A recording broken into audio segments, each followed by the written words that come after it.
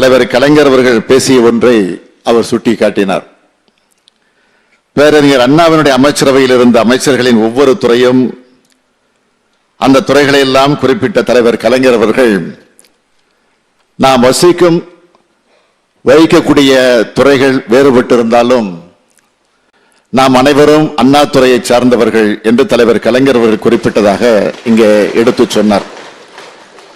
உண்மைதான்.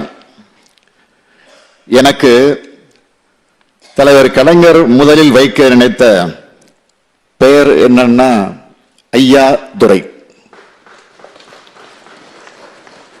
எனவே மாண்புமிகு அமைச்சர்கள் அனைவரும் தனித்தனி துறைகள் வகித்தாலும் நீங்கள் அனைவரும் இந்த ஐயா துறையினுடைய நாளங்கள் தான். இது ஏப்ரல் 2023. 2 ஆண்டுகளுக்கு முன்பே இதே ஏப்ரல் மாதத்தில் தான் தமிழ்நாட்டு மக்கள் திராவிட முன்னேற்ற கழக ஆட்சியை அமர்த்துவதற்கு முடிவெடுத்தார்கள். திராவிட முன்னேற்ற கழகம் ஆட்சிக்கு வந்தால் விழுந்து கிடக்கும் தமிழ்நாடு எழுச்சி பெறும், தாழ்ந்த தமிழ்நாடு தலை நிமிரும் என்று மக்கள் முடிவெடுத்தார்கள். மே 7ஆம் நாள் முத்துவேல் கருணாநிதி ஸ்டாலின் எனும் நான் என்று முதலமைச்சராக பொறுப்பேற்றுக் கொண்டேன். இன்னும் 2 வார காலத்தில் 2 ஆண்டு காலம் நிறைவடைந்து திராவிட முன்னேற்ற கழகத்தின் ஆட்சி 3வது ஆண்டில் அடியெடுத்து வைக்க இருக்கிறது. இனி தமிழ்நாட்டை நிரந்தரமாக திராவிட முன்னேற்ற கழகம் தான் ஆள வேண்டும் என்று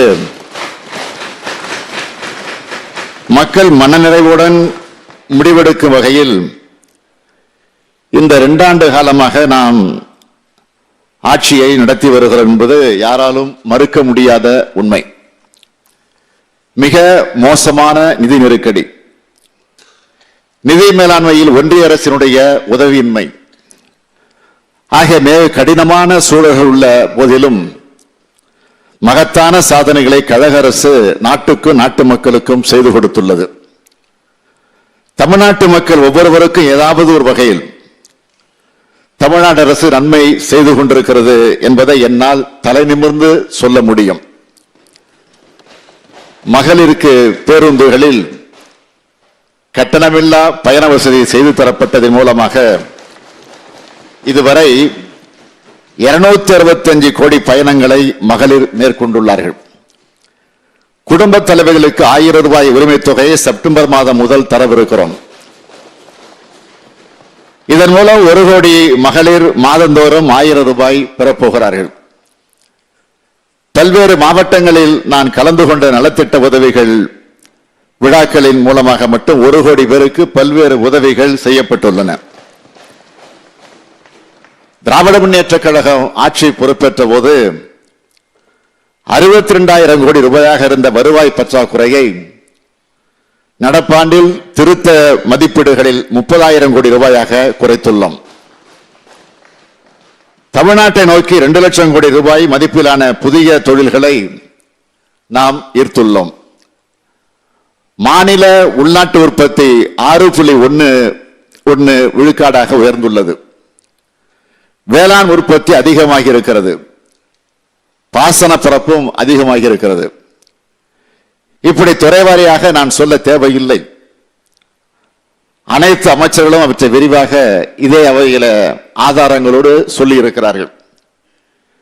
இப்படி துறை ரீதியாக சாதனைகளை நெஞ்சை நிமிர்த்தி சொல்லும் அரசாக நம்முடைய திராவிட மாடல் அரசு விளங்கிக் கொண்டிருக்கிறது.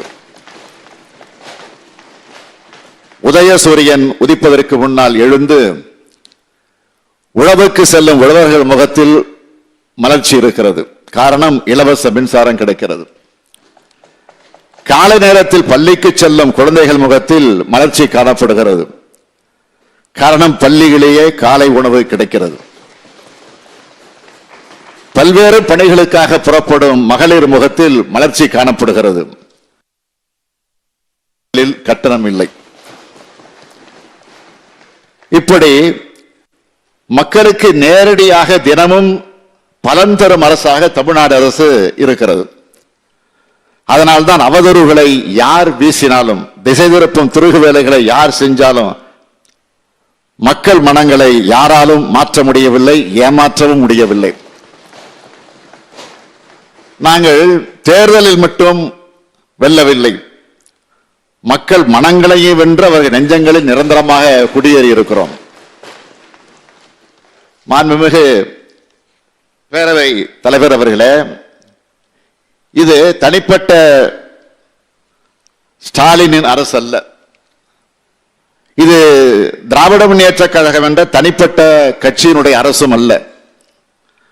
ஒரு இனத்தின் அரசாக, 8 கோடி மக்களின் அரசாக, ஒரு கொள்கையின் அரசாக இருக்கிறது. திராவிட மாடல் என்ற கோட்பாட்டின் அரசாக இருக்கிறது. சமூக நீதி, சமத்துவம், சமதர்மம், சகோதரத்துவம், மொழி உரிமை, இன உரிமை, மாநில சுயாட்சி ஆகிய கொள்கையை உள்ளடக்கிய திராவிடவியல் கோட்பாடு என்பது எனது சாசனம். பிறப்புக்கும் எல்லா உயிர்க்கும் என்ற ஐயன் வள்ளுவரின் நெறியும், யாதும் ஊரே யாவரும் கேளீர் என்ற கணியன் பூங்குன்றனாரின் வாக்கும், திராவிட இயக்கத்தின் தீரர்களாம் சர்பிட்டி தியாகராயரும், டி.எம். நாயரும், நடேசனாரும் காட்டிய வழியும், தந்தை பெரியாரின் சுயமரியாதை சமதர்மமும், பேரறிஞர் அண்ணாவினுடைய தமிழ்நாடு உரிமை முழக்கங்களும், தமிழின தலைவர் கலைஞருடைய சமூக நீதி செயல்பாடுகளும், இனமான பேராசிரியரின் மொழி இன உரிமை வழிகாட்டுதலும் என்னுள் இருந்து இயக்கிக் கொண்டிருக்கிறது. இவைதான் திராவிட முன்னேற்ற கழக ஆட்சியினுடைய சாதனைக்கும், கம்பீரத்துக்கும், வெற்றிக்கும், துணிச்சலுக்கும் காரணங்கள். ஒரு அரசு மக்கள் நல அரசாகவும் இருக்க வேண்டும், கொள்கை அரசாகவும் இருக்க வேண்டும். மக்களுக்கு உதவிகளை மட்டும் செய்துவிட்டு கோட்பாடுகளிலிருந்து விலகி சென்று விடக்கூடாது. ஒரு பக்கம் மக்கள் நலன், இன்னொரு பக்கம் கொள்கை உரம். இவை ரெண்டையும் முன்னெடுக்கும் ஆட்சியாக 2 ஆண்டுகளை நாம் நிறைவு செய்ய போகிறோம். இது இந்தியாவையே ஈர்க்கும் ஆட்சியாக அமைந்துள்ளது என்பது என்னுடைய பெருமை மட்டுமல்ல, இந்த அமைச்சரவையின் பெருமை. ஏன், எங்களோடு தோளோடு தோல் இருக்கக்கூடிய இந்த கூட்டணி கட்சி தலைவர்களுடைய பெருமை. இன்னும் சொல்லணும்னா, நாங்கள் கவனிக்கக்கூடிய தவறுகிற இடங்களை சுட்டிக்காட்டும் எதிர்க்கட்சி உறுப்பினர்களுக்கு உண்டு. ஆனால் அந்த கடமையிலிருந்து தவறி என்ன நிலைக்கு போய்கொண்டிருக்கார் பற்றி சபாநாயகர் அவர்கள் விளக்கமாக சொல்லி இருக்கிறார்கள். அதுதான் எனக்கும் வேதனை. இருந்தாலும் அவர்களுக்கு என்னுடைய நன்றியை நான் இந்த நேரத்தில் தெரிவித்துக் கொள்ள விரும்புகிறேன். இந்த அவை பல ஆரோக்கியமான விவாதங்களை கண்டிருக்கிறது. அதேபோன்ற ஆரோக்கியமான விவாதங்களையும் உங்கள் அனைவரது உரைகளையும் நான் ஏற்றுக்கொள்ளுகிறேன். ஆதரித்தாலும் எதிர்த்தாலும் மக்களுக்காகத்தான் பேசுகிறீர்கள் என்று ஏற்றுக்கொள்பவனாக நான் இருக்கிறேன். ஆசிரியராக இருந்து இந்த அவைக்கு தலைமை ஆசிரியராக மட்டுமல்ல, சட்டமன்ற நெறிமுறைகளுக்கு ஆசானாகவும் திகழ்ந்து வரும் மாண்புமிகு பேரவைத் தலைவரான தங்களுக்கு எனது நன்றியை நான் தெரிவித்துக் கொள்ள விரும்புகிறேன். மாண்புமிகு பேரவைத் தலைவர் அவர்களே, உள்துறை மீதான மானிய கோரிக்கை விவாதத்தில் 12 பேர் பேசியிருக்கிறார்கள். பாராட்டி பேசியிருந்தாலும் விமர்சித்து பேசியிருந்தாலும் 2 தரப்புக்கும் மீண்டும் எனது நன்றியை தெரிவித்துக் கொள்கிறேன். சில காவலர்களின் செயல்பாடுகள் குறித்து இங்கு விமர்சனங்கள் வைக்கப்பட்டது. இது பற்றி பேரறிஞர் அண்ணா அவர்கள் குறிப்பிட்டதை, இதே அவையில் பேசியதை நான் நினைவூட்ட விரும்புகிறேன். எந்த சமுதாயத்திலிருந்து போலீஸ் படையினர் தேர்ந்தெடுக்கப்படுகிறார்களோ அந்த சமுதாயத்தை பிரதிபலிக்கின்ற நிலை கண்ணாடியாக அந்த படையினர் விளங்குவார்கள். அந்த சமுதாயத்திலிருந்து வெகு தூரம் அவர்கள் விலகி இருப்பது இல்லை. போலீஸ் படை நன்றாக நேர்த்தியாக செயல்படுகிறது என்றால் அது சமுதாயத்தின் தன்மையை காட்டும். அதேபோல் போலீஸ் படையினர் எங்கேனும் செயலாற்றுவதில் தவறு இழைத்தால் சமுதாயத்தில் நிலவும் குறைபாட்டையே அவை காட்டுகின்றன. தங்களால் உருவாக்கப்படாத பிரச்சனைகளுக்கு தீர்வு காண வேண்டியவர்களாக அவர்கள் இருக்கிறார்கள். முரண்பாடு ஏற்படுகின்ற இடங்களில் எல்லாம் அவர்கள் இருந்தாக வேண்டியிருக்கிறது. சகல விதத்திலும் சகிப்புத்தன்மையோடு அவர்கள் நடந்து கொள்ள வேண்டியிருக்கிறது. உள்ள கொந்தளிப்பு அடையாமல் பற்றற்ற அமைதியுடன் நடந்து கொள்ள வேண்டியவர்களாக இருக்கிறார்கள். பெற்ற பயிற்சிக்கு ஒப்ப கடமை உணர்ச்சி மிக்கவர்களாக அவர்கள் நடந்து கொள்ள வேண்டி இருக்கிறது என்று பேரறிஞர் அண்ணா அவர்கள் குறிப்பிட்டார்கள். அப்படித்தான் காவல்துறையினர் நடந்து வருகிறார்கள். அவர்களது செயல்பாட்டில் குற்றம் குறைகள் இருக்கலாம், குறையே இல்லை என்று நான் சொல்ல மாட்டேன். குறை கண்டுபிடிக்கப்பட்டதும் அவை திருத்தப்பட்டனவே தவிர கண்ணும் காணாமல் விடப்படவில்லை. சம்பவம் நடந்ததும் குற்றவாளி தப்பிவிட்டார் என்றோ, குற்றவாளியை கைது செய்யவில்லை என்றோ, குற்றவாளிகளை காப்பாற்றினார்கள் என்றோ புகார் இருந்தால் சொல்லுங்கள், உடனடியாக நடவடிக்கை எடுக்க சொல்கிறேன். அதில் உறுதியாக நான் இருக்கிறேன். எந்த குற்றவாளியையும், அது யாராக இருந்தாலும், எப்படிப்பட்ட கொம்பனாக இருந்தாலும், அவர்களை நாங்கள் நிச்சயமா உறுதியாக காப்பாற்ற மாட்டோம் என்று இந்த மாமன்றத்தில் உறுதியாக கூறுகிறேன். சிறு சிறு தவறுகள் நடந்திருந்தாலும் அதனை திருத்திக் கொள்ளும் பண்பை காவல்துறையினர் பெற வேண்டும் என்று நான் கேட்டுக்கொள்கிறேன். மாண்புமிகு பேரவைத் தலைவர் அவர்களே, மானிய கோரிக்கை மீதான விவாதத்திற்கு பதிலளித்து பேசிய மாண்புமிகு அமைச்சர் பெருமக்கள் அனைவரும் இந்த மாநிலத்தில் என்னென்ன இருக்கிறது என்று பேசினார்கள். என்னென்ன இல்லை என்பதை சொல்வதாக என்னுடைய உள்துறை அமைந்துள்ளது. தமிழ்நாட்டில் சாதி சண்டைகள் இல்லை, மத சண்டைகள் இல்லை, கூட்டு வன்முறைகள் இல்லை, கலவரங்கள் இல்லை, துப்பாக்கிச் சூடு இல்லை, காவல் நிலைய மரணங்கள் இல்லை. இப்படி இல்லை இல்லை இல்லை என்றுதான் என்னால் சொல்ல முடியும். இதெல்லாம் இல்லை என்பதற்கு அடையாளமாகத்தான் புதிய தொழிற்சாலைகள் வருகின்றன, புதிய முதலீடுகள் வருகின்றன, புதிய நிறுவனங்கள் வருகின்றன. அனைத்து துறைகளிலும் வளர்ச்சி வருகிறது, ஆட்சிக்கு நல்ல பெயர் வருகிறது, அமைதியான மாநிலமாக தமிழ்நாடு என்ற நற்பெயர் வருகிறது. ஒரு மாநிலம் வளர்கிறது என்றால் அது அமைதியான மாநிலமாக இருக்கிறது என்று பொருள். மாண்புமிகு பேரவைத் தலைவர் அவர்களே, சட்டம் ஒழுங்கை பேணி பொதுமக்களிடம் அச்ச உணர்வை போக்கியிருக்கிறது நமது அரசு. எந்தவித குறுக்கீடுமின்றி காவல்துறையை செயல்பட அனுமதித்துள்ளோம். இதனால்தான் சமூக விரோதிகள், கொள்ளையர்கள், வன்முறையாளர்கள் உடனுக்குடன் கைது செய்யப்படுகிறார்கள். ஓர்ந்து கண்ணோடாத இறைவிருந்து யார் மாட்டும் தேர்ந்து செய்வதே முறை என்கிறார் வள்ளுவர். அதாவது ஒருவர் செய்த குற்றங்களை எப்பக்கமும் சாயாமல் நடுநிலையோடு பாரபட்சமின்றி ஆராய்ந்து வழங்குதல் நீதியாகும் என்ற ஐயன் வள்ளுவரின் வாக்குப்படி அரசு செயல்பட்டு வருகிறது. மாநில காவல்துறையினர் சட்டம் ஒழுங்கை தொடர்ந்து சிறப்பாக பராமரித்து வருவதோடு குற்ற செயல்களில் ஈடுபடும் நபர்கள் யாராக இருந்தாலும் அவர்கள் மீது பாரபட்சமின்றி கடுமையான நடவடிக்கைகளை எடுத்து வருகின்றன. தமிழ்நாட்டில் சாதி சமய வெறியர்கள், சமூக விரோதிகள் மீது அரசு மேற்கொண்ட கடும் நடவடிக்கைகள் காரணமாக சாதி சமய பூசல்கள் ஏதுமின்றி மாநிலத்தில் அமைதி நிலவுகிறது. மாண்புமிகு பேரவைத் தலைவர் அவர்களே, காவல்துறையினர் மாநிலம் முழுவதும் குற்ற நடவடிக்கைகளில் ஈடுபடும் ரவுடிகள் மற்றும் கொள்ளையர்கள் மீது கடுமையான நடவடிக்கைகள் எடுத்து கொலை, கொள்ளை மற்றும் சமுதாய குற்றங்களில் ஈடுபடுவோர் மீதும் ஆட்களை கடத்தி பணம் பறித்தல், தடை செய்யப்பட்ட லாட்டரி சீட்டுகள் விற்பனை, மணல் மற்றும் ரேஷன் அரிசி கடத்தல், கட்ட பஞ்சாயத்துகளில் ஈடுபடுதல், அதிக வட்டி வசூலித்தல் போன்ற சமூக விரோத செயல்களில் ஈடுபடுவோர் மீதும் கஞ்சா, நிதி நிறுவன மோசடி, சைபர் குற்றங்கள், சமூக வலைத்தளங்களில் வதந்திகளை பரப்புவோர் ஆகியோர் மீதும் கடுமையான நடவடிக்கைகளை எடுத்து அவர்களை தடுப்பு காவலில் அடைத்து வருகின்றன. குற்றம் நடந்ததும் உடனடியாக நடவடிக்கை எடுப்பதால் குற்றங்கள் குறைந்துள்ளது. மிகப்பெரிய மோதல் ஒன்று அரசின் வேகமான நடவடிக்கைகளால் எப்படி தவிர்க்கப்பட்டது என்பதற்கு எடுத்துக்காட்டுதான் வடமாநில தொழிலாளர்கள் தாக்கப்படுகிறார்கள் என்று பரப்பப்பட்ட வதந்திகள் மீது எடுக்கப்பட்ட நடவடிக்கைகள். தமிழ்நாட்டில் பீகார், அசாம், மேற்கு வங்கத்தை சார்ந்த ஆயிரக்கணக்கான தொழிலாளர்கள் பணியாற்றி வருகிறார்கள்.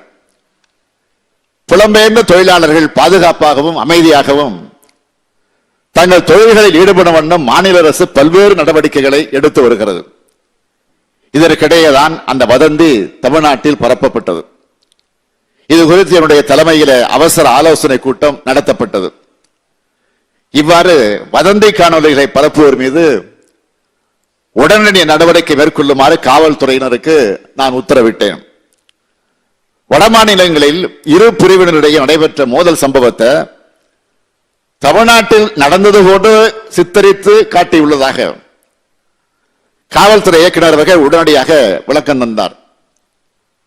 அந்தந்த மாவட்ட நிர்வாகத்தினரும் காவல்துறையினர் வடமாநிலத்தவர் அதிகம் பணிபுரியக்கூடிய இடங்களில், குறிப்பாக உணவு விடுதிகள், கட்டுமான நிறுவனங்கள், பல்வேறு தொழிற்சாலைகள் போன்றவற்றிற்கு சென்று புலம்பெயர்ந்த தொழிலாளர்களுக்கு தமிழ்நாட்டில் உரிய பாதுகாப்பு வழங்கப்படும் என்பதை தெளிவுபடுத்தி அவர்களது அச்சத்தை போக்கக்கூடிய வகையில் நடவடிக்கைகளில் ஈடுபட்டனர். பீகார் மாநில முதலமைச்சர் மாண்புமிகு நிதிஷ்குமார் அவர்களை தொலைபேசியில நானே தொடர்பு கொண்டு வடமாநில தொழிலாளர்களுக்கு அளிக்கப்பட்டு வரக்கூடிய பாதுகாப்பு குறித்து விரிவாக எடுத்துரைத்தேன்.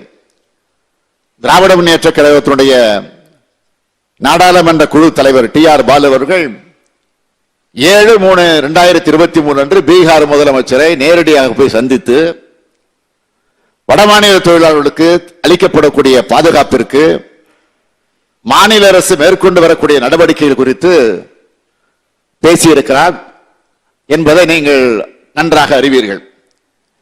பீகார் மாநிலத்தினுடைய ஊரக வளர்ச்சித்துறை செயலாளர் பாலமுருகன் தலைமையிலான 4 பேர் கொண்ட குழு தமிழ்நாட்டிற்கு வந்து சென்னை, திருப்பூர், கோயம்புத்தூர் உள்ளிட்ட இடங்களில் மாவட்ட ஆட்சியர் உள்ளிட்ட அதிகாரிகளோடு கலந்தாலோசனை செய்ததோடு பீகார் மாநில தொழிலாளர்களையும் சந்தித்து பேசினார்கள். இந்த குழுவினர் தமிழ்நாடு அரசு மேற்கொண்ட நடவடிக்கைகள் குறித்து மகிழ்ச்சி தெரிவித்ததோடு அது குறித்து பத்திரிகைகளுக்கும் பேட்டியும் அளித்திருக்கிறார்கள்.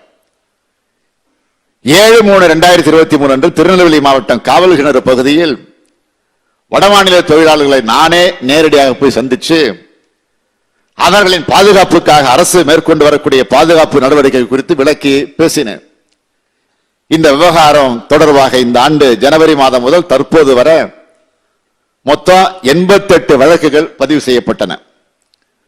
178 பேர் கைது செய்யப்பட்டார்கள். குறிப்பா தமிழ்நாடு காவல்துறையினர் தனிப்படையினர் தெலுங்கானா, பீகார் மற்றும் ஜார்க்கண்ட் மாநிலங்களுக்கு நேரடியாக சென்று பீகார் மாநிலத்தை சார்ந்த ருபேஷ்குமார் என்பவரை 6/3/2023 அன்று தெலுங்கானாவிலும், பிரசாந்த் குமார் என்பவரை 11/3/2023 அன்று ஜார்க்கண்ட் மாநிலத்திலும், உபேந்திர சஹானி என்பவரை 18/3/2023 அன்று பீகாரிலும் கைது செய்து தமிழ்நாட்டிற்கு அழைத்து வந்தனர். வதந்தி காணொலியை பரப்பிய உத்தரப்பிரதேச மாநில பாஜக செய்தி தொடர்பாளர் பிரசாத் உம்ராவ் என்பவர் மீதும் வழக்கு தொடரப்பட்டு உயர்நீதிமன்ற ஜாமீன் பெற்றுள்ளார். அது மட்டுமின்றி யூடியூப் சேனல் நடத்தி வரக்கூடிய பீகார் மாநிலத்தை சார்ந்த மனிஷ் காஷ்யப் என்பவர் கைது செய்யப்பட்டு தேசிய பாதுகாப்பு சட்டத்திலே அடைக்கப்பட்டார்.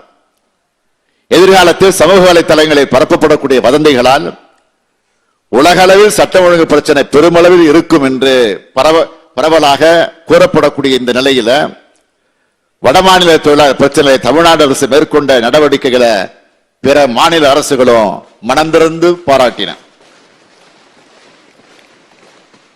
முன்னணி ஊடகங்களாக இருக்கக்கூடிய டைம்ஸ் ஆஃப் இந்தியா தலையங்கம் எழுதியது.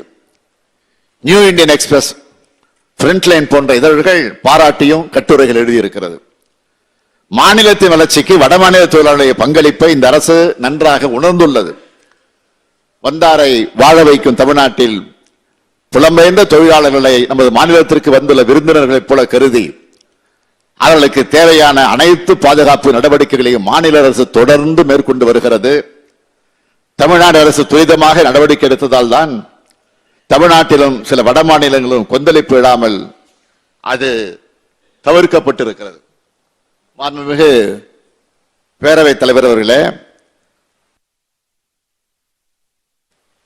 சட்டம் ஒழுங்கை பொறுத்தவரையில் போராடிய மக்கள் மீது துப்பாக்கி சூடு நடத்தப்பட்டது யார் ஆட்சியில் என்பதையும், அதற்கு ஓய்வு பெற்ற உயர்நீதிமன்ற நீதியரசர் தலைமையில் ஆணையம் அமைத்து விசாரித்து நடவடிக்கை எடுக்கப்பட்டது எந்த ஆட்சியில் என்பதையும் இந்த மாமன்ற உறுப்பினர்களும் தமிழ்நாட்டு மக்களும் நன்கு அறிவார்கள். அதை பற்றியெல்லாம் விளக்கமாக பேசி மீண்டும் ஒரு முறை விவாதத்திற்குள் சென்ற நான் விரும்பவில்லை. ஆனால் நேற்று இந்த அவையில் மாண்புமிகு எதிர்க்கட்சி தலைவர்கள் பேசும்போது ஸ்டெர்லைட் துப்பாக்கி சூட்டை பற்றி பேசினார். நான் ஒரு கேள்வி மட்டும் எழுப்ப விரும்புகிறேன். அறையிலிருந்து கேட்டுக்கொண்டுதான் இருப்பார்கள். ஆக அந்த உரிமையோடு நான் அவரை பார்த்து ஒரு கேள்வியை எழுப்ப விரும்புகிறேன். 100 நாட்கள் அமைதியாக நடந்த அந்த போராட்டத்தில் துப்பாக்கி சூட்டிற்கு உத்தரவிட்டது யார்? அதை மட்டும் எதிர்க்கட்சி தலைவர் ஏன் சொல்லவே மாட்டேன் என்கிறார்? முதலமைச்சராக இருந்த போதும் சொல்லல, இப்ப எதிர்க்கட்சி தலைவராக ஆன பிறகும் அவர் சொல்ல விரும்பல.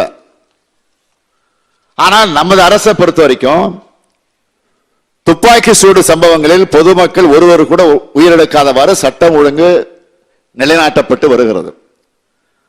12/7/2022 அன்று கள்ளக்குறிச்சி மாவட்டம் கனியாம ஒரு தனியார் பள்ளி மாணவி உயிரிழந்ததை அடுத்து காவல்துறையினர் திறமையாக கையாண்டதோடு உயிரிழப்பு ஏதும் இல்லாமல் பார்த்து கொண்டனரே, அதுவே ஒரு அரசு மக்கள் போராட்டத்தை எப்படி பொறுப்புடன் கையாள வேண்டும் என்பதற்கு ஒரு எடுத்துக்காட்டு.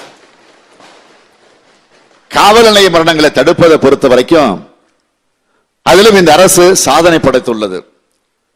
2019ஆம் ஆண்டு 11 காவல் நிலையங்கள்ல 11 நபர்கள் இறந்த நிலை மாற்றப்பட்டு 2023ஆம் ஆண்டு இதுநாள் வரையில காவல் நிலைய மரணங்கள் ஏதும் நடைபெறவில்லை என்ற நிலையை அடைந்துள்ளோம்.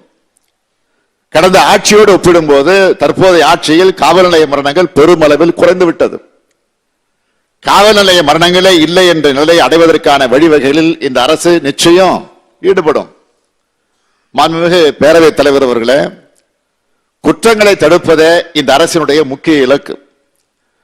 அதையே மீறி அங்கும் இங்குமாக ஓரிரு இடங்களில் நடைபெறக்கூடிய குற்றங்களிலும் வழக்கமாக நடைபெறும் குற்ற சம்பவங்களிலும் குற்றவாளிகள் உடனுக்குடன் கைது செய்யப்பட்டிருக்கிறார்கள்.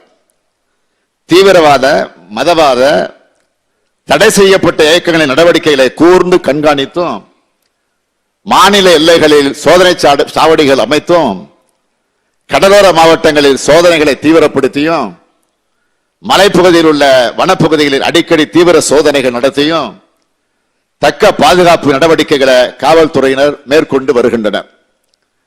கடந்த 23/10/2022 அன்று கோயம்புத்தூர் உக்கடம் பகுதியில் நடந்த கார் சிலிண்டர் வெடிப்பு சம்பவம் தொடர்பாக வழக்கு பதிவு செய்யப்பட்டதோடு சம்பவத்தில் ஈடுபட்ட எதிரிகள் உடனடியாக கைது செய்யப்பட்டனர். மேலும் 26/10/2022 அன்று எனது தலைமையில் நடந்த ஆய்வுக் கூட்டத்தில் வழக்கில் மாநிலம் தாண்டிய பரிமாணங்களும் பன்னாட்டு தொடர்புகளும் இருக்க வாய்ப்பு இருந்ததால் இவ்வழக்கை தேசிய புலனாய்வு முகமைக்கு மாற்றிட ஒன்றிய அரசுக்கு பரிந்துரை செய்யப்பட்டது. 3 நாளில் ஒரு மாநில அரசு இது போன்ற ஒரு வழக்கை தேசிய புலனாய்வு முகமை விசாரணைக்கு மாற்றியது என்றால் அது தமிழ்நாடு அரசுதான். இந்தியாவிலேயே தமிழ்நாடு அரசுதான் இவ்வளவு விரைவாக வழக்கினை மாற்றியிருக்கும். மேலும் கோயம்புத்தூர் மாநகரின் பாதுகாப்பை கருதி கரும்பு கடை, சுந்தராபுரம், கவுண்டம்பாளையம் ஆகிய இடங்களில் புதிய காவல் நிலையங்கள் அமைக்கவும் இத்தகைய சம்பவங்களை தடுக்க காவல்துறையில் சிறப்பு படையை உருவாக்கவும் கோயம்புத்தூர் பகுதியிலே முக்கிய இடங்களில் கூடுதல் கண்காணிப்பு கேமராக்கள் பொருத்தவும் முடிவுகள் எடுக்கப்பட்டன. தமிழ்நாடு காவல்துறை நுண்ணறிவு பிரிவின் ஒரு அங்கமாக விளங்கும் சிறப்பு பிரிவின் நுண்ணறிவு தகவலின்படி விரைவாக நடவடிக்கை எடுக்கப்பட்டதன் மூலம் மத ரீதியான மோதல்கள் ஏதுமின்றி தமிழ்நாடு அமைதி பூங்காவாக திகழ்ந்து வருகிறது. தீவிரவாத அமைப்புகளின் மூளைச்சலவையில் இருந்து இளைஞர்களை காக்க சமய அறிஞர்கள், உளவியல் நிபுணர்கள் மற்றும் பெற்றோர்கள் உதவியோடு ஆலோசனைகள் வழங்கப்படுகின்றன. அதன்படி 2022 2023 ஆண்டில் 20 இளைஞர்கள் நல்வழிப்படுத்தப்பட்டனர். மாண்புமிகு பேரவைத் தலைவர் அவர்களே, சட்டம் ஒழுங்கு சிறப்பாக செயல்பட்டு வருவது குறித்த புள்ளி விவரத்தை புரிந்து கொள்ள விரும்புகிறேன். 2021 மற்றும் 2022 ஆகிய ஆண்டுகளில் தாக்கலான 182 ஆதாய கொலை வழக்குகளில் 171 வழக்குகள் கண்டுபிடிக்கப்பட்டுள்ளன. 3194 கொலை வழக்குகளில் 3144 வழக்குகள் கண்டுபிடிக்கப்பட்டுள்ளன. 252 கூட்டுக் கொள்ளை வழக்குகளில் 242 வழக்குகள் கண்டுபிடிக்கப்பட்டுள்ளன. 5281 கொள்ளை வழக்குகளில் 4240 வழக்குகள் கண்டுபிடிக்கப்பட்டுள்ளது. 874 வன்புணர்வு வழக்குகளில் 840 எதிரிகள் கைது செய்யப்பட்டுள்ளார்கள். 90 பாலியல் துன்புறுத்தல் வழக்குகளில் 75 வழக்குகளில் எதிரிகள் கைது செய்யப்பட்டுள்ளார்கள். 9440 போக்சோ வழக்குகளில் 9340 வழக்குகளில் எதிரிகள் கைது செய்யப்பட்டுள்ளார்கள். இந்த அரசின் விழிப்புணர்வு பிரச்சாரங்களால் குற்றம் நடைபெற்றவுடன் புகார் கொடுக்க மக்கள் முன் வருகிறார்கள். காவல் நிலையங்களில் வரவேற்பாளர் நியமனம், காவல்துறையினர் மனிதனை அணுகுமுறை போன்றவற்றால் பதிவு செய்யப்படும் வழக்குகள், அதில் ஒரு சில குற்றங்கள் அதிகரிக்கலாம். அதற்கு காரணம், புகார்கள் வரும்பொழுது கடந்த ஆட்சியில் இழுத்தடித்தது போல இல்லாமல் இப்போது உடனடியாக வழக்குகள் பதிவு செய்யப்படுகிறது. அப்படி பதிவு செய்யப்பட்ட வழக்குகளை மூடி வைக்காமல் உடனடியாக விசாரித்து குற்றவாளிகளும் கண்டிக்கப்படுகிறார்கள், எதிரிகள் கைது செய்யப்படுகிறார்கள் என்பதற்கு எடுத்துக்காட்டுதான் மேற்கண்ட புள்ளி விவரத்தை என்பதை இந்த மாமன்றத்திற்கு நான் தெரிவித்துக் கொள்ள விரும்புகிறேன். மாண்புமிகு பேரவைத் தலைவர் அவர்களே, நேற்று மாண்புமிகு உறுப்பினர்கள் பலர் பேசும்போது ஆருத்ரா போன்ற நிதி நிறுவனங்களின் மோசடிகள் பற்றி குறிப்பிட்டு பேசினார்கள். நான் நேற்று இது குறித்து விளக்கமாக பல்வேறு விளக்கங்களை அளித்திருக்கிறேன். இருந்தாலும் ஒன்றை மட்டும் அழுத்தமாக நான் சொல்ல விரும்புவது, மக்களிடம் ஆசையை தூண்டி இது போன்ற நிறுவனங்கள் ஏமாற்றுகின்றன. இத்தகைய நிதி நிறுவனங்கள் அனைத்தையும் கண்காணிக்குமாறு காவல்துறைக்கு நான் உத்தரவிட்டுள்ளேன். இத்தகைய நிதி நிறுவனங்களின் மோசடிகளை தடுக்க முதலில் சட்டம் கொண்டு வந்ததும் முத்தமிழறிஞர் கலைஞர் தலைமையிலான திராவிட முன்னேற்ற கழக அரசுதான் என்பதை குறிப்பிட்டு காட்ட விரும்புகிறேன். மேலும் இதுபோல நிதி நிறுவனங்களில் முதலீடு செய்யும் போது பொதுமக்கள் எச்சரிக்கையோடும் விழிப்புணர்வோடும் இருக்க வேண்டும் என்று நான் கேட்டுக்கொள்கிறேன். மாண்புமிகு பேரவைத் தலைவர் அவர்களே, கடந்த அதிமுக ஆட்சி காலத்தில் நடைபெற்ற சில முக்கியமான குற்ற சம்பவங்களில் உரிய நடவடிக்கை எடுக்காததால் திமுக ஆட்சி அமைஞ்சதும் உரிய நடவடிக்கை எடுத்து வருகிறது என்பதற்கு சில உதாரணங்களை சொல்ல விரும்புகிறேன். பொள்ளாச்சி பாலியல் புகார் வழக்கும் சென்ற ஆட்சியினுடைய தலைப்பு செய்திகளுள் ஒன்று என்று உறுப்பினர்கள் நன்கு அறிவீங்க. இந்த விவகாரத்தில் காவல் நிலையத்தில் வழக்கு பதிவு செய்யவே பொதுமக்கள் போராடினாங்க ஒரு பக்கம், அரசியல் கட்சிகள் போராடினது ஒரு பக்கம், திமுக போராடினது ஒரு பக்கம். ஆக இப்படி தன்னார்வ தொண்டு அமைப்பை சார்ந்தவர்கள் எல்லாம் போராடினாங்க. அப்படி ஒரு நிலை ஏற்பட்டுச்சு சென்ற ஆட்சியில. பிறகு மாநில குற்றப்பிரிவு குற்றப்புலனாய்வுத்துறைக்கு மாற்றப்பட்டு அங்கும் முறைப்படி விசாரிக்காத காரணத்தால மீண்டும் அதற்காக போராடி அந்த வழக்கை சிபிஐக்கு கொண்டு போனோம்.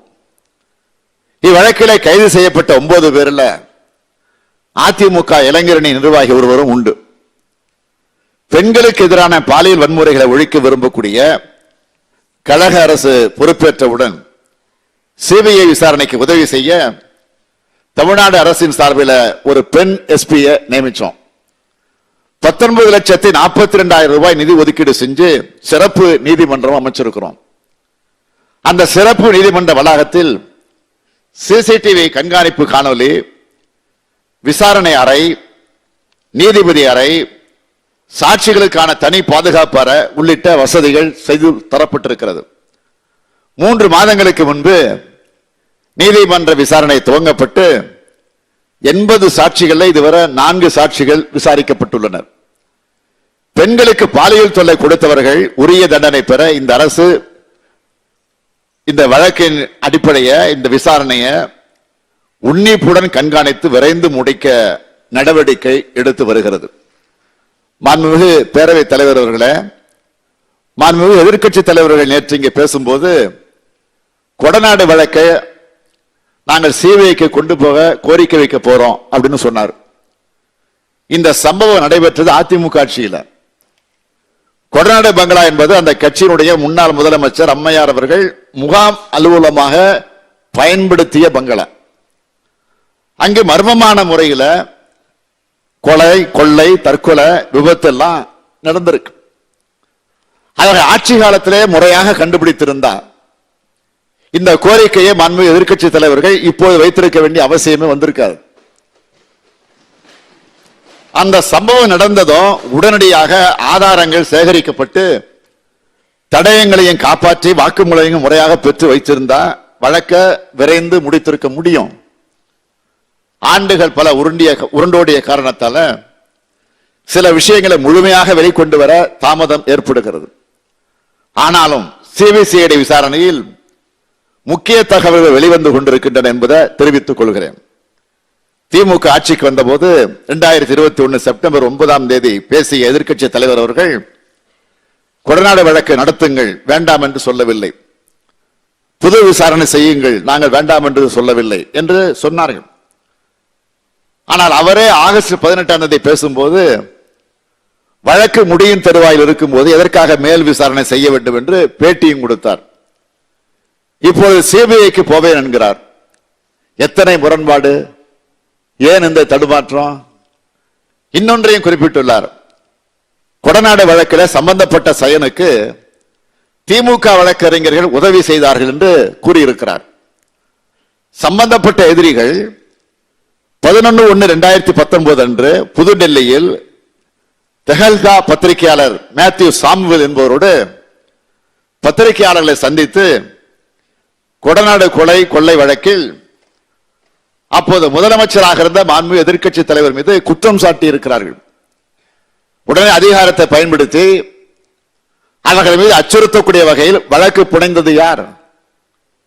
ஒரு முதலமைச்சர் மீது புகார் கூறுவர் மீது பொய் வழக்கு போடும்போது பொறுப்புள்ள எதிர்க்கட்சியாக அந்த இருந்த திமுக வழக்கறிஞர்கள் சட்ட உதவியை செஞ்சாங்க. இதுதான் உண்மை.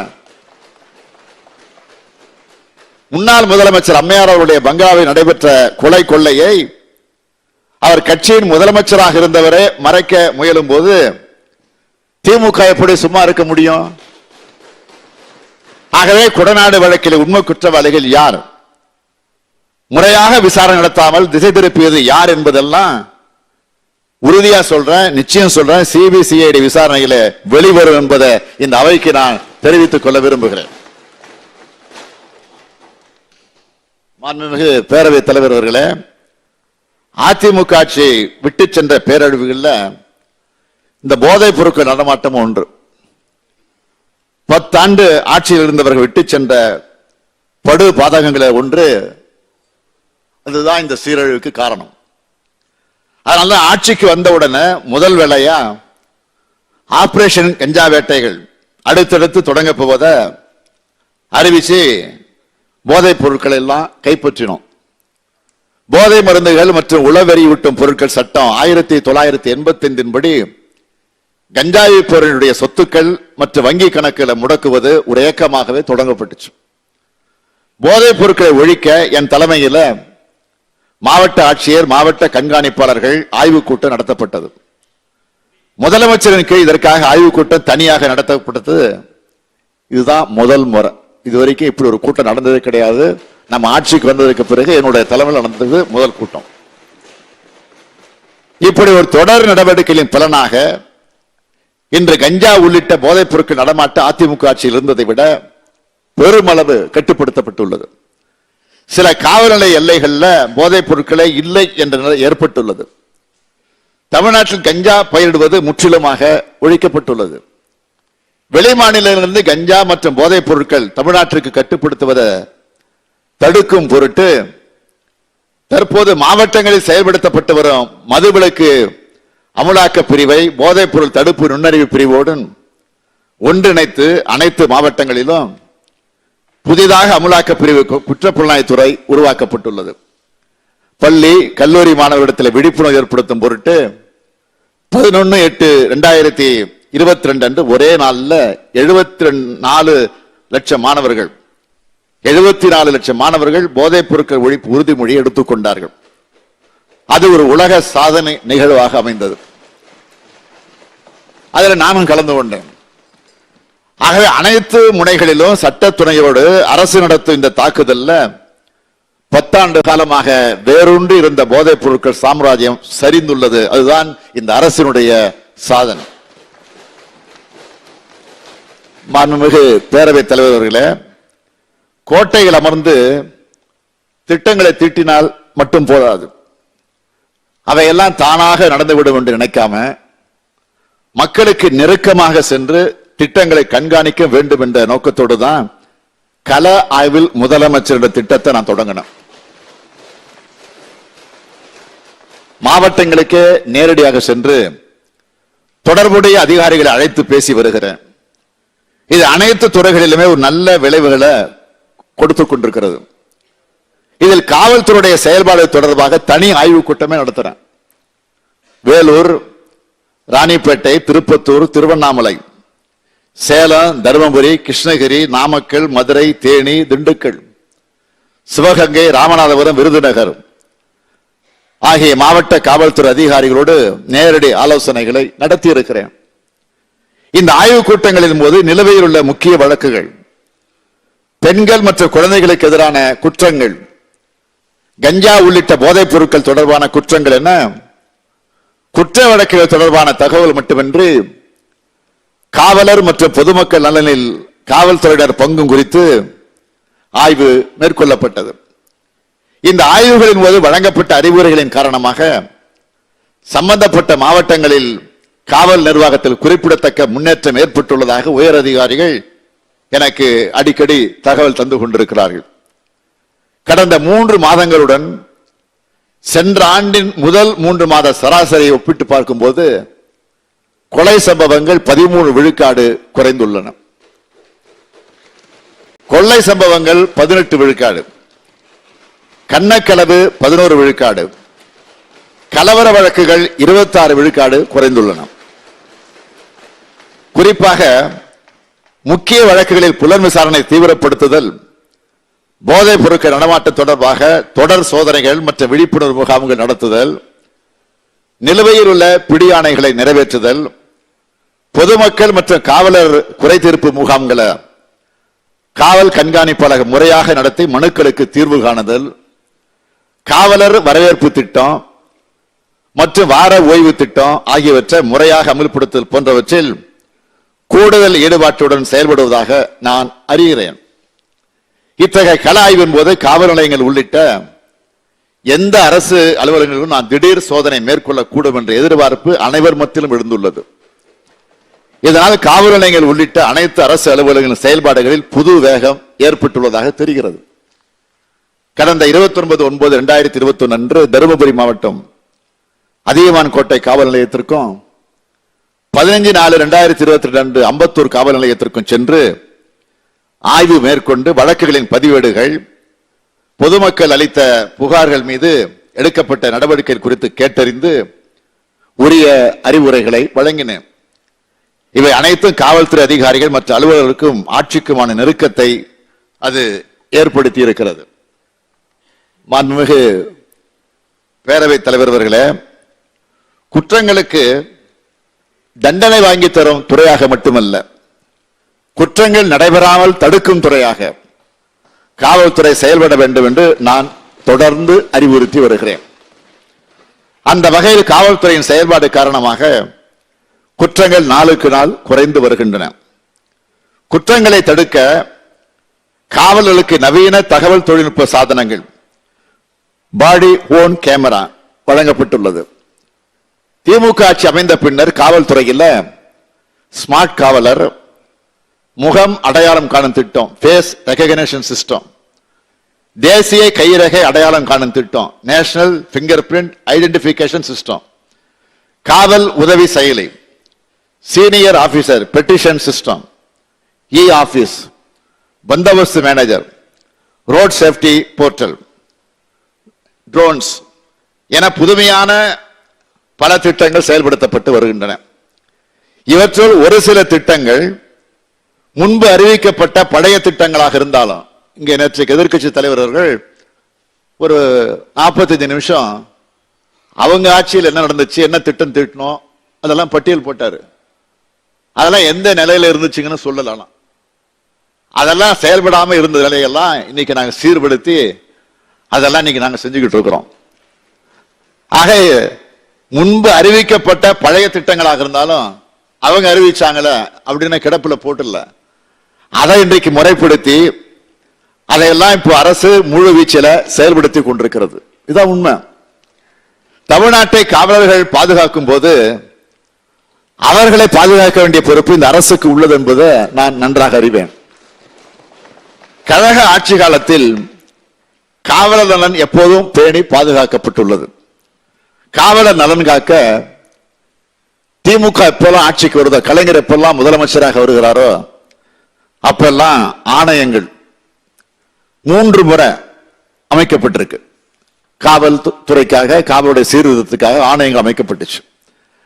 கடந்த ஆட்சி காலத்தில் எதிர்க்கட்சி தலைவராக இருந்தன்னா காவல் ஆணையங்கள் அமையுங்கள் என்று பலமுறை இதே அவையில கோரிக்கை வச்சேன். அமைக்கப்படும் என்று அன்றைக்கு முதலமைச்சர் வாக்குறுதி அளித்தார். ஆனால் இந்த 4வது காவல் ஆணையத்தையும் முறையாக அமைக்கல. பேருக்கு அறிவிச்சாங்க, அது முறையாக அமைக்கல, செயல்படும் இல்லை. எனவே நாங்கள் ஆட்சி பொறுப்பேற்றதும் ஓய்வு பெற்ற உயர்நீதிமன்ற நீதிபதி சி.டி. செல்வம் அவர்கள் தலைமையில் 5வது காவல் ஆணையத்தையும் புதிதாக நாம் அமைச்சிருக்கிறோம். அந்த ஆணையத்தினுடைய இடைக்கால அறிக்கை 17/3/2023 அன்று பெறப்பட்டிருக்கு. அந்த பரிந்துரைகள் அடிப்படையான நடவடிக்கைகளை இன்றைய அறிவிப்புகளை நீங்கள் காணலாம். முழு அறிக்கை வந்தவுடன் காவலர் நலன் காக்க மேலும் நடவடிக்கைகள் எடுக்கப்படும் என்பதையும் உறுதியாக நான் தெரிவித்துக்க விரும்புகிறேன். மாண்புமிகு பேரவைத் தலைவர் அவர்களே, காவல் நிலையங்களுக்கு வரும் பொதுமக்களை இன்முகத்தோடு வரவேற்று குறைகளை கேட்டறிய ஒவ்வொரு காவல் நிலையத்திலும் வரவேற்பாளர்கள், ரிசப்ஷனிஸ்ட் நியமிக்கப்பட்டனர். இப்பணிக்கு மறைந்த காவலருடைய வாரிசுகள் 1132 பேருக்கு கருணை அடிப்படையிலே பணி நியமனம் வழங்கப்பட்டது. இதில் 1088 நபர்களுக்கு இதுவரை பணியான வழங்கப்பட்டிருக்கு. 13/6/2021 முதல் முதலமைச்சர் மற்றும் முக்கிய பிரமுகர்கள் வழிகாவல் பணியில் இருந்து பெண் காவலர்களுக்கு விலக்கு அளிக்கப்பட்டது. அவர்களுக்கு இலகுவான பணிகளை வழங்கவும் உத்தரவிடப்பட்டது.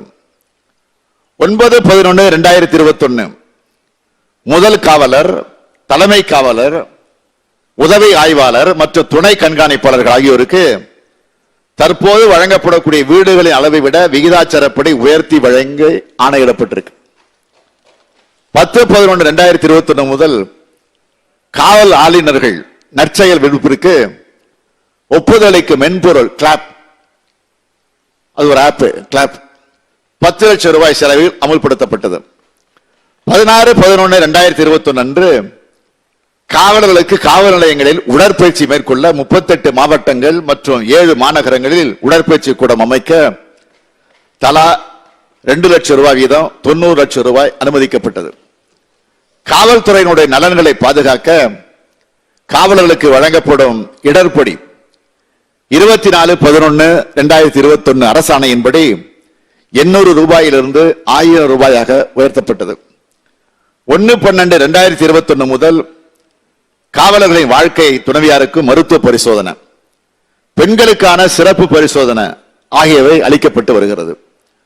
24/1/2022 முதல் காவல் நிலையங்களில் உடனடி மற்றும் அவசர செலவுகளை மேற்கொள்ள ஒவ்வொரு காவல் நிலையத்திற்கும் ரொக்க சில்லறை செலவின நிதி, கேஷ் கண்டிஜென்சி ஃபண்ட் உயர்த்தி வழங்கப்பட்டது.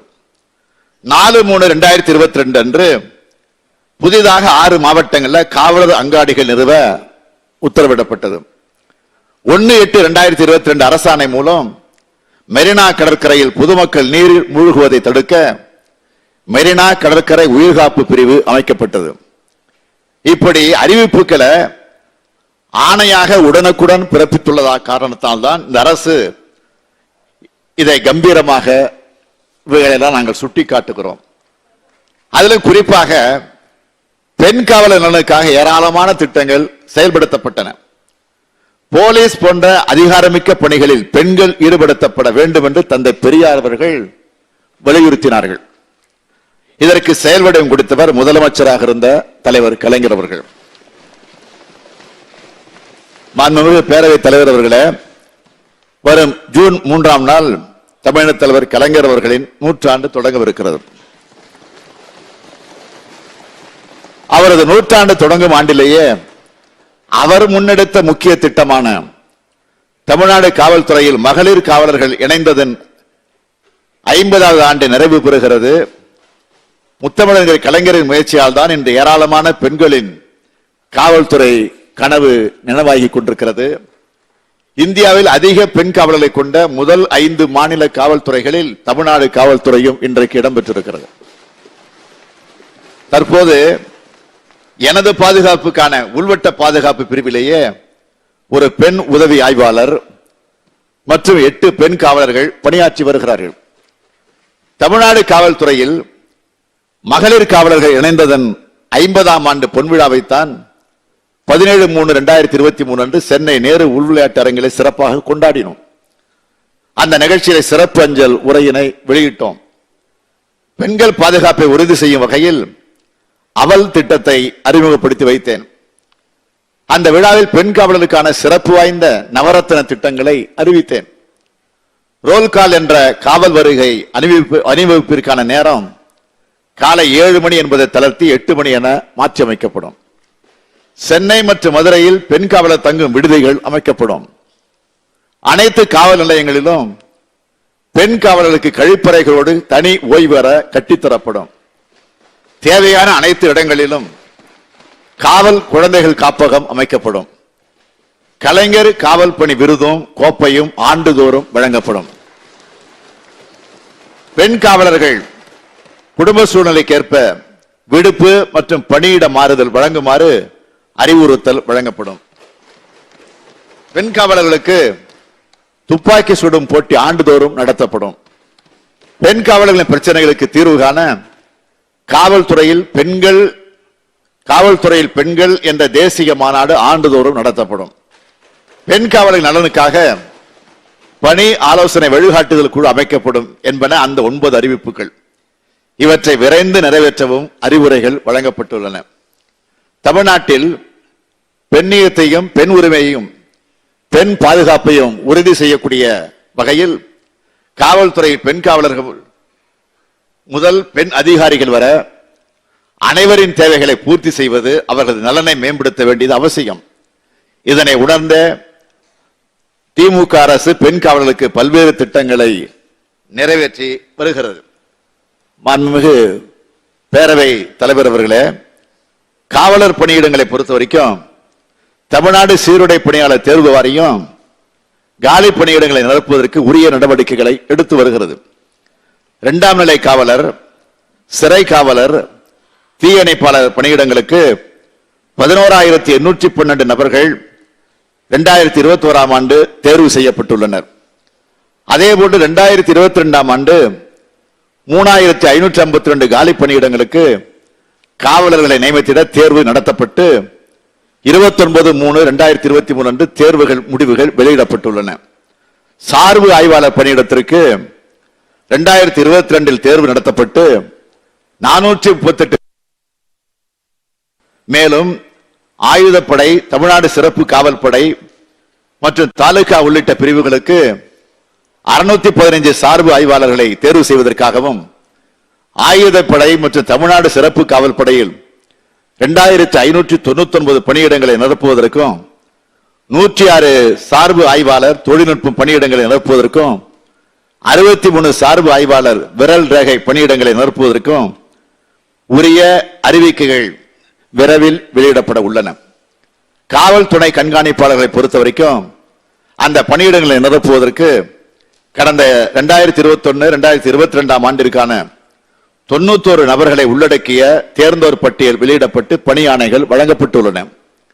2022 2023 ஆண்டை பொறுத்த வரைக்கும் காவல் துணை கண்காணிப்பாளருக்கான காலி பணியிடம் 47 என நிர்ணயிக்கப்பட்டு தேர்ந்தோர் பட்டியல் வெளியிட நடவடிக்கை எடுக்கப்பட்டு வருகிறது.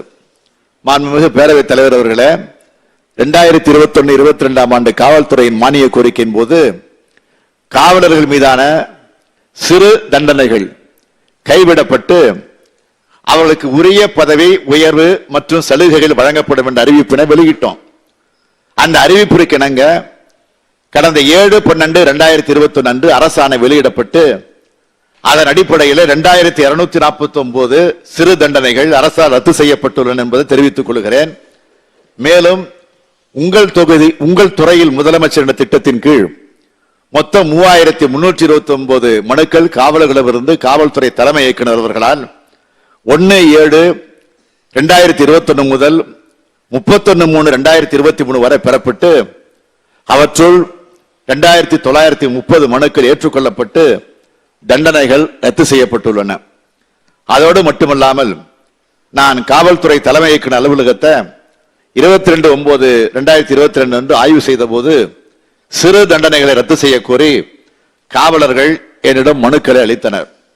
அவற்றில் மொத்தம் 336 மனுக்கள் உங்கள் துறையில் முதலமைச்சர் திட்டத்தின் கீழ் எடுத்துக்கொள்ளப்பட்டு தற்போது அவை அரசின் நடவடிக்கையில் உள்ளது. எனவே காவலர்கள் மீதான சிறு தண்டனை பொறுத்த வரைக்கும் மொத்தம் பெறப்பட்ட 5922 மனுக்கள்ல 5179 மனுக்களுக்கு தீர்வு காணப்பட்டு காவலர்கள் மீதான தண்டனை ரத்து செய்யப்பட்டுள்ளது என்பதை இந்த மாமன்றத்திற்கு மகிழ்ச்சியோடு நான் தெரிவித்துக் கொள்கிறேன். மாண்புமிகு பேரவைத் தலைவர் அவர்களே, குற்றவாளிகளை கண்டுபிடிப்பதில் தடய அறிவியல் துறையின் பங்கு இன்றியமையாதது. நமது ஆட்சி பொறுப்பேற்ற பிறகு 15 தடவியல் ஆய்வு பிரிவுகள் கொண்ட சென்னை தலைமை ஆய்வகம் 13/5/2022 அன்று இந்திய தரச்சான்று நிறுவனத்தின் சான்றிதழை பெற்றிருக்கிறது. 2022 துவக்கத்தில் 19347 வழக்குகள் ஆய்வுக்காக நிலுவையில் இருந்தன. 2022 பெறப்பட்ட 81328 வழக்குகளையும் சேர்த்து மொத்தம் 1,675,000 வழக்குகள். இவற்றில் 31/12/2022 வரை 91,506 வழக்குகள்ல தடய அறிவியல் துறை ஆய்வறிக்கை வழங்கியிருக்கிறது. தடய அறிவியல் துறை வரலாற்றில் முதல் முறையாக கழக ஆட்சியில்தான் 91,000க்கு மேற்பட்ட ஆய்வு அறிக்கைகள் அளிக்கப்பட்டு இப்படி ஒரு சாதனை நிகழ்த்தப்பட்டுள்ளது என்பதை பெருமையோடு நான் சொல்லிக் கொள்கிறேன். இதை மேலும் வலுப்படுத்தும் வகையில் கோவையில் புதிய மரபணு ஆய்வு பிரிவு ஆய்வகத்திற்கு 1,20,00,000 ரூபாய் மதிப்பில் அதிநவீன மரபியல் ஆய்வு கருவி, போதைப் பொருட்களை துல்லியமாக கண்டறிய 2,50,00,000 ரூபாய் செலவில் LCMS என்னும் அதிநவீன கருவி வாங்க ஒப்புதல் என பெண்களுக்கு எதிரான குற்றங்கள், போக்சோ குற்றங்களின் விசாரணை, போதைப் பொருள் ஒழிப்புக்கு தேவையான விரைவான ஆய்வு என அனைத்திற்கும் முன்னுரிமை அளித்து இத்துறை இந்த அரசில் செயல்பட்டு வருகிறது. மாண்புமிகு பேரவைத் தலைவர் அவர்களே, தமிழ்நாடு தீயணைப்பு மற்றும் மீட்பு பணிகள் துறை தன்னலமற்று உயிர்களையும் உடைமைகளையும் காப்பாற்றும் பணியினை சிறப்பாக செய்து வருகிறது. தீ விபத்து மற்றும் மீட்பு பணி அமைப்புகளில் உடனடியாக தலையிட்டு 2022 ஆண்டில் 6,275 மனித உயிர்களையும் 249,65,00,000 ரூபாய் மதிப்புள்ள உடைமைகளையும் காப்பாற்றி இருக்கிறார்கள். தீயணைப்பு வீரர்கள் பாதுகாப்பாக இருந்தால்தான் மக்களை பாதுகாக்க முடியும். அதனால் 1350 தீ பாதுகாப்பு உடைகள், 450 மூச்சு கருவிகள், பாதுகாப்பு உபகரணம் கூடிய 3000 மீட்பு உடைகள் 49,62,00,000 ரூபாய் மதிப்பில் வாங்கி வழங்கப்பட்டுள்ளது. பொதுமக்களின் சிறப்பான சேவைக்கு தீயணைப்பு நிலையங்கள் மிக மிக முக்கியம். ஆகவே 62,18,00,000 ரூபாய் மதிப்பில் மாநிலம் முழுவதும் 17 இடங்களில் புதிய தீயணைப்பு நிலையங்கள் மற்றும் 4 தரம் உயர்த்தப்பட்ட தீயணைப்பு நிலையங்கள் துவக்கி வைக்கப்பட்டுள்ளது. ட்ரோன்கள், புதிய நீர்த்தாங்கி வண்டிகள், அவசரகால சிறிய மீட்பு ஊர்திகள், வான் நோக்கி நகரும் ஏணி கொண்ட ஊர்தி, உயரழுத்த நீர் தாங்கி வண்டி உள்ளிட்ட தீயணைப்பு மற்றும் மீட்பு பணிக்கு தேவையான பல்வேறு வாகனங்கள் 24,63,00,000 ரூபாய் மதிப்பில் ஒப்பளிப்பு வழங்கப்பட்டிருக்கு.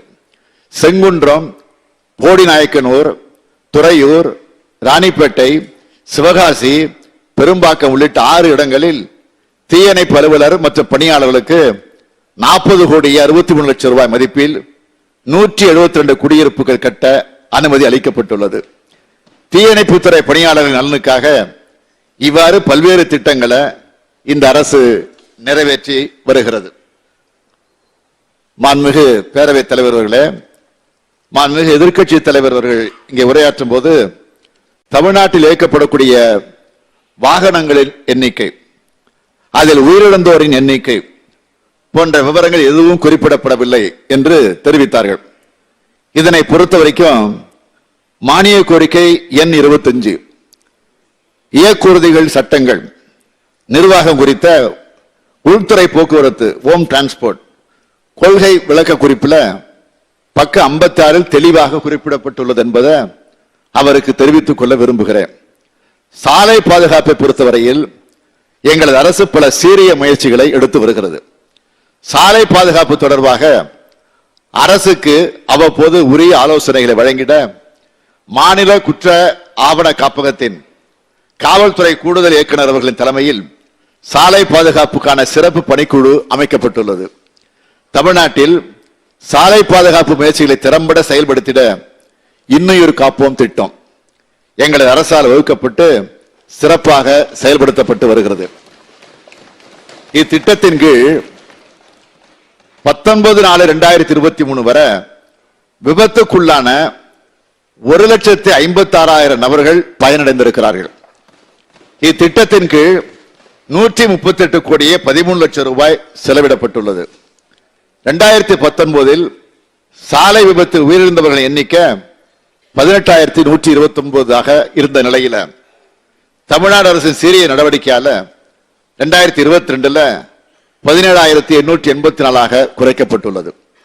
முதலமைச்சரின் விபத்து நிவாரண நிதியின் கீழ் 2023-24 ஆண்டிற்கு 120 கோடி ரூபாய் ஒதுக்கீடு செய்யப்பட்டுள்ளது. இந்த அரசை பொறுத்த மட்டில் கடந்த அதிமுக ஆட்சி உச்சநீதிமன்றத்துக்கு ஒன்றிய அரசுக்கும் விபத்து எண்ணிக்கையை குறைச்சி தவறான விபத்து குறித்த உண்மை தகவல்களை கொள்கை விளக்க புத்தகத்தில் வெளியிட்டிருப்பது என்பதை நான் இங்க தெரிவிச்சுக்க விரும்புறேன். மாண்புமிகு பேரவைத் தலைவர் அவர்களே, மாண்புமிகு உறுப்பினர் திரு பொள்ளாச்சி ஜெயராமன் அவர்கள் பொள்ளாச்சியில காவலர் குடியிருப்புகள் கட்டுவதற்கான இடம் தயார் நிலையில் இருப்பதாகவும் அதனை உடனே கட்டித்தர வேண்டும் என்று ஒரு கோரிக்கை வச்சார்.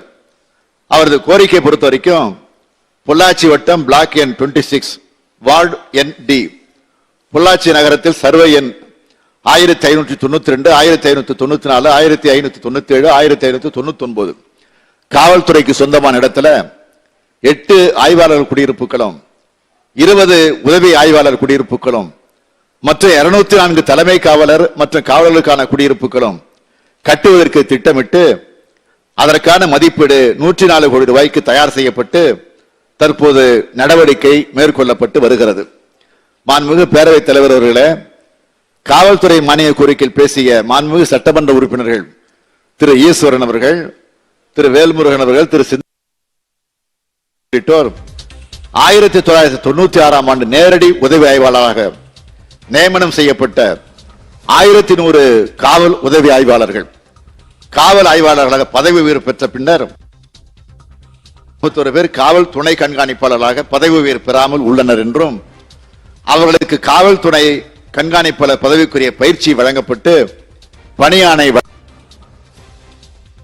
நடவடிக்கை எடுக்க வேண்டும் என்றும் கோரிக்கை வைத்தார்கள். பொதுவாக காவல்துறையில் குறிப்பிட்ட பதவிகளுக்கு காலி பணியிடங்கள் உருவாகும் போது அதற்கேற்றவாறு அந்த பணியிடங்கள் நிரப்பப்படுகின்றன. ஆகவே காலி பணியிடங்கள் உருவாக நிச்சயம் காலதாமதமின்றி பதவி உயர்வு வழங்க அரசு நடவடிக்கை எடுக்கும் என்பதை தெரிவித்துக் கொள்ள விரும்புகிறேன். மாண்புமிகு பேரவைத் தலைவர்களே, மாண்புமிகு எதிர்க்கட்சி தலைவர் அவர்கள் சென்னை மாநகர காவல் எல்லைக்குள்ள 2.5 லட்சம் கண்காணிப்பு கேமராக்கள் அதிமுக ஆட்சி காலத்தில் வைக்கப்பட்டதாக கூறினார். ஆனால் அதிமுக ஆட்சியில உள்துறையிலிருந்து கடந்த 12/11/2020 அன்று வெளியிடப்பட்ட அரசாணை எண் 1348 படி அரசு நிதி மற்றும் தனியார் ஒத்துழைப்பில் பொருத்தப்பட்ட கண்காணிப்பு கேமராக்கள் 1,45,282 மட்டுமே குறிப்பிடப்பட்டு அவற்றுடைய பராமரிப்பிற்காக 50 லட்சம் ரூபாய் வழங்கியதாகவும் தெரிவிக்கப்பட்டுள்ளது. ஆகவே 2.5 லட்சம் சிசிடிவி கேமராக்களை பொருத்தப்படவில்லை என்பதுதான் உண்மை. அது மட்டுமல்ல, திமுக ஆட்சி பொறுப்பேற்றவுடன் சென்னை மாநகர காவல்துறை லிமிட்டில் நடத்தப்பட்ட ஆய்வில் வெறும் 60,997 கண்காணிப்பு கேமராக்கள் மட்டுமே இருந்துச்சு. அவற்றிலும் அரசு செலவில் நிறுவப்பட்டவை வெறும் 2,853 மட்டுமே. மற்றவை தனியார் நன்கொடை மூலம் தனியாரிடத்தில் அவர்களாலும் பொருத்தப்பட்டவை என்பது கண்டறியப்பட்டுச்சு. சில இடங்களில் நாடாளுமன்ற சட்டமன்ற தொகுதி மேம்பாட்டு நிதியை பயன்படுத்தி அந்த கேமராவை பொருத்தி இருக்கிறாங்க.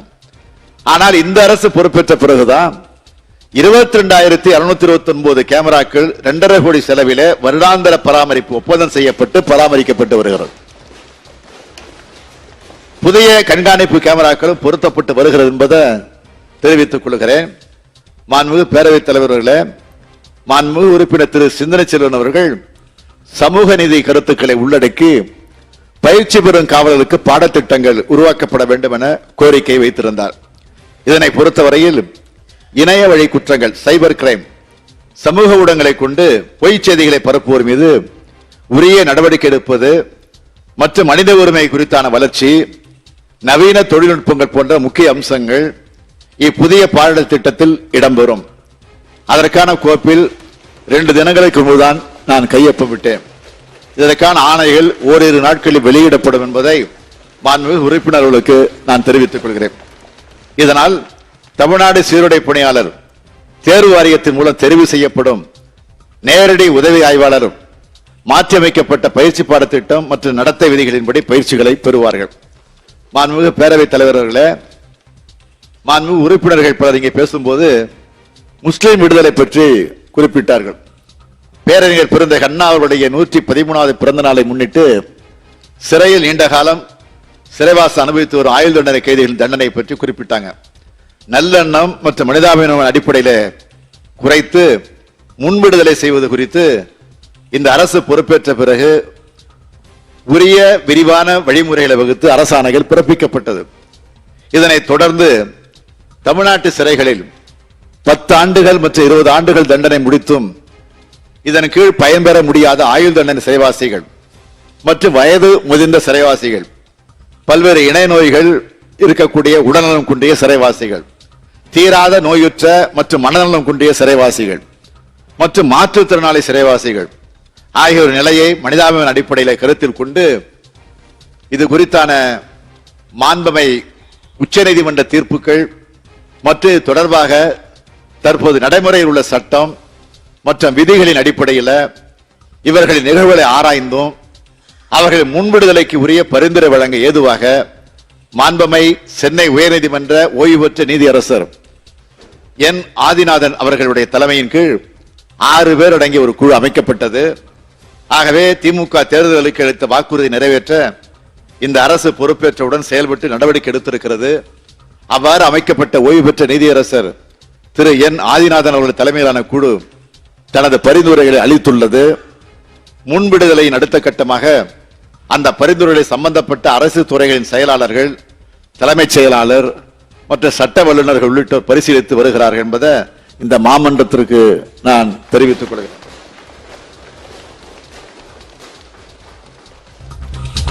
மாண்புமிகு பேரவைத் தலைவர்களே, காவல்துறையினர் எந்தவித குறுக்கீடுமின்றி சுதந்திரமாக செயல்படுகிறார்கள். மாநிலத்தில் சட்டம் ஒழுங்கை சிறப்பாக பராமரித்து குற்றங்களில் ஈடுபடுவோர் யாராயினும் அவர்கள் மீது பாரபட்சமின்றி நடவடிக்கை எடுத்து வருகிறார்கள். அதனால் புதிய முதலீட்டாளர்களை தமிழ்நாட்டை தேடி வரக்கூடிய சூழ்நிலை ஏற்படுத்தி இருக்கிறோம். தொழில் பெருகி நம்ம இளைஞர்களுக்கு வேலை வாய்ப்பும் அதிகரித்துக் கொண்டிருக்கிறது.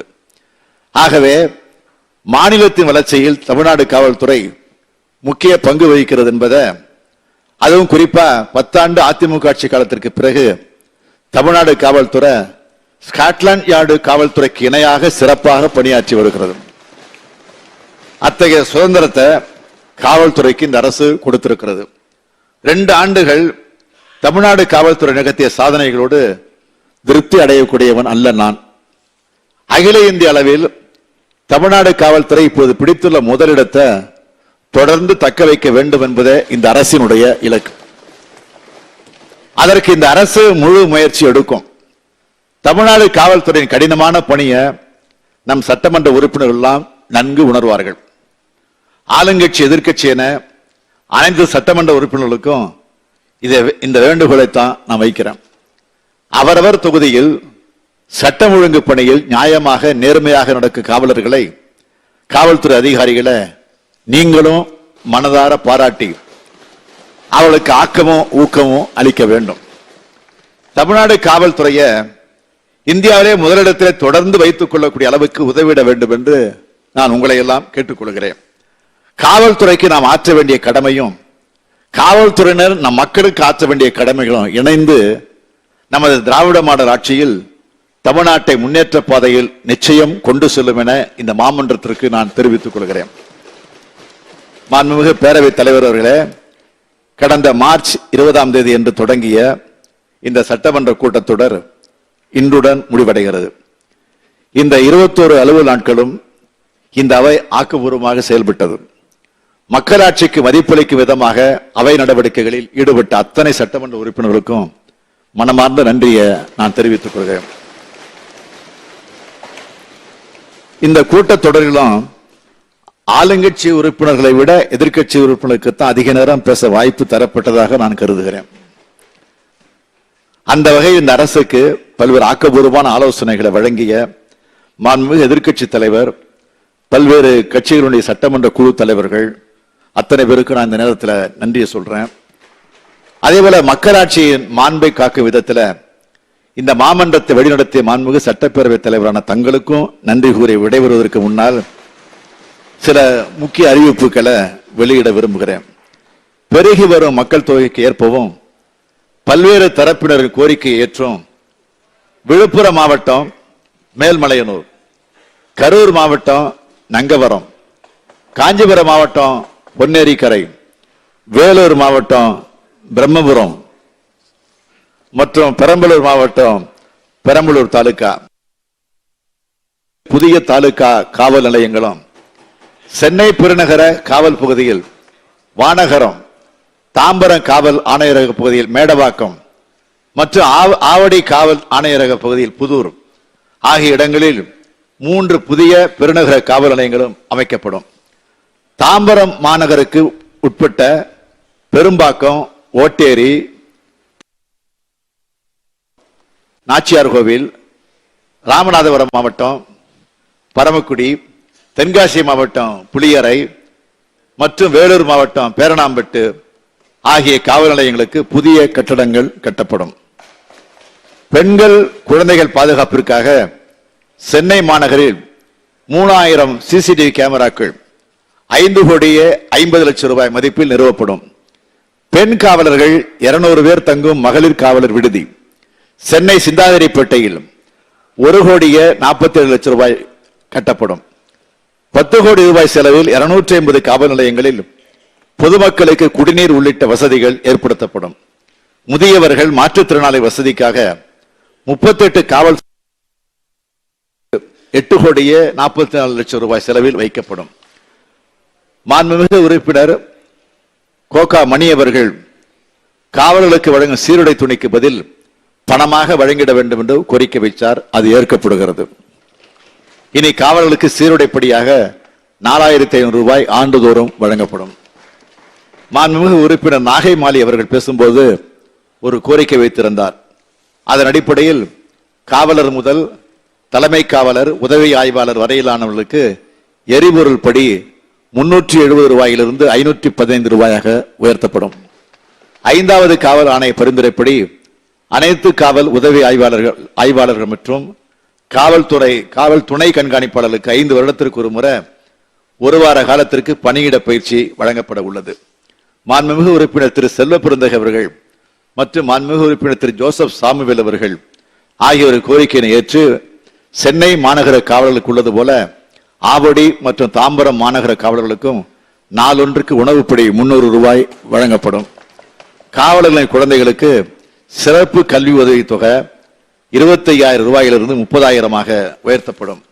ஆண்டொன்றுக்கு பயனுடைய குழந்தைகளின் எண்ணிக்கை 100லிருந்து 200 உயர்த்தப்படும். கோவை ராமநாதபுரம் வட்டார தடய அறிவி ஆய்வகங்களில் போதை மருந்து ஆய்வு பிரிவுகள் 3,74 லட்சம் ரூபாய் செலவில் அமைக்கப்படும். தீயணைப்பு மற்றும் மீட்பு பணிகள் துறை பணியாளர்களுக்கு காப்பீட்டு இடர் பாதுகாப்பு தொகை உயர்த்தி வழங்கப்படும். காஞ்சிபுரம் மாவட்டம் உரகடம், திருச்சிராப்பள்ளி மாவட்டம் திருவரம்பூர், திருநெல்வேலி மாவட்டம் ராதாபுரம் மற்றும் கள்ளக்குறிச்சி மாவட்டம் ரிஷிவந்தியம் ஆகிய 4 இடங்களில் புதிய தீயணைப்பு மற்றும் மீட்பு பணிகள் நிலையங்கள் 7,25 லட்சம் ரூபாய் செலவினத்தில் நிறுவப்படும்.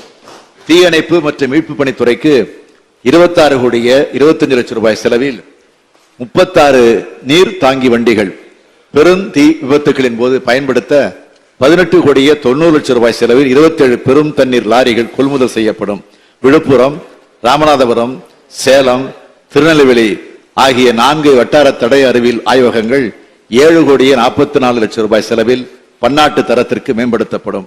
மாண்புமிகு பேரவைத் தலைவர் அவர்களே, மொத்தமுள்ள 101 அறிவிப்புகள்ல நான் இப்போது படித்தது தவிர மீதமுள்ள அறிவிப்புகளை நான் இந்த அவையில் படித்ததாக கருதி பதிவு செய்து கொள்ளும்படி கேட்டுக்கொள்கிறேன். மாண்புமிகு பேரவைத் தலைவர் அவர்களே, மாண்புமிகு உறுப்பினர்களால் வழங்கப்பட்டுள்ள கோரிக்கை எண் 22 காவல் பற்றிய மானிய கோரிக்கையின் மீதான வெட்டு தீர்மானங்களையும், கோரிக்கை எண் 23 மீது தீயணைப்பு மற்றும் மீட்பு பணிகள் குறித்த வெட்டு தீர்மானங்களையும் நான் படித்து பார்த்தேன். அவை விதிகளுக்கு உட்பட்டிருக்கும் பட்சத்தில் நிதி நிலைமைக்கு ஏற்ப படிப்படியாக நிறைவேற்றப்பட அரசு உறுதியாக பரிசீலிக்கும். நான் ஏற்கனவே கூறியது போல மக்களை காக்கும் பணியில் ஈடுபட்டுள்ள காவல்துறை மற்றும் தீயணைப்பு துறைகளின் தேவைகளை, கோரிக்கைகளை இந்த அரசு உறுதியாக உரிய முறையில் நிறைவேற்றி தரும். அவற்றுக்கு போதிய விளக்கங்களை என்னுடைய பதிலுரையிலும் அளித்திருக்கிறேன். எனவே மாண்புமிகு உறுப்பினர் அனைவரும் என்னுடைய அந்த விளக்கத்தை ஏற்றுக்கொண்டு வெட்டு தீர்மானங்களை திரும்ப பெற்றுக்கொண்டு மானிய கோரிக்கைகளை நிறைவேற்றி தருமாறு கேட்டுக்கொள்கிறேன். உள் மதுவிலக்கு மற்றும் ஆயத்தீர்வை, தீயணைப்பு மற்றும் மீட்பு பணிகள் துறை ஆகிய துறைகளின் மானிய கோரிக்கை தயார் செய்வதில் உதவி புரிந்த உள் மதுவிலக்கு மற்றும் ஆயத்தீர்வை கூடுதல் தலைமைச் செயலாளர் அவர்களுக்கும், காவல்துறை தலைமை இயக்குனர் அவர்களுக்கும், சென்னை பெருநகர காவல் ஆணையர் அவர்களுக்கும், தீயணைப்பு மற்றும் மீட்பு பணிகள் துறை இயக்குநருக்கும்